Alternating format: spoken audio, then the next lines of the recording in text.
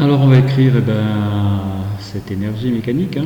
Donc l'énergie cinétique, ça va être égal à 1 demi de m y point au carré, hein. Y point c'est la vitesse, hein, 1 demi de la vitesse au carré.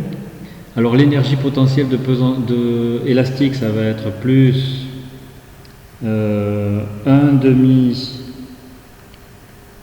de k, l'allongement qui est delta L plus y au carré, l'allongement total du ressort, hein, par rapport à sa position à vide.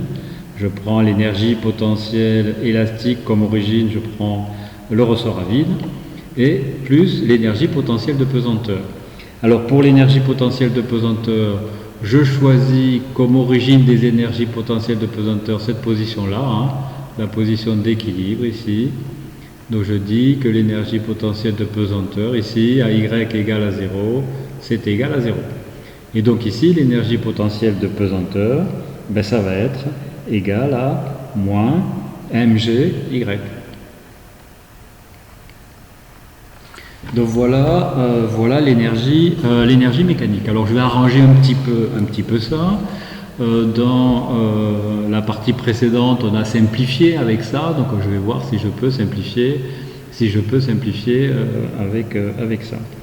Donc ici, je vais avoir, c'est égal à 1 demi de m y point au carré, plus 1 demi de k delta L au carré, plus 1 demi de k y au carré, hein, je développe le carré, plus k delta L y, et moins mg y. Alors ici, k delta L, je sais que c'est égal à mg. K delta L, c'est égal à mg. Donc ici, je vais avoir ceci qui va s'annuler. Donc voilà ce qui me reste dans mon énergie mécanique. Il me reste que ces trois termes. Donc maintenant, qu'est-ce qu'il reste à faire? Il reste à faire la dérivée de cette énergie mécanique par rapport au temps. Et je sais que ça va être égal à 0. Donc on va dériver cette expression. Donc c'est égal à 0 parce qu'il n'y a pas de frottement, hein. Je suppose qu'il n'y a pas d'air, je suis dans le vide, il n'y a pas de frottement, donc je vais pouvoir dériver ici. Donc ici ça va faire la dérivée de ça va faire m y point. Ce terme-là, il est constant, donc sa dérivée fait 0. Plus ce terme-là, ça va faire ky point. Et ceci, c'est égal à 0.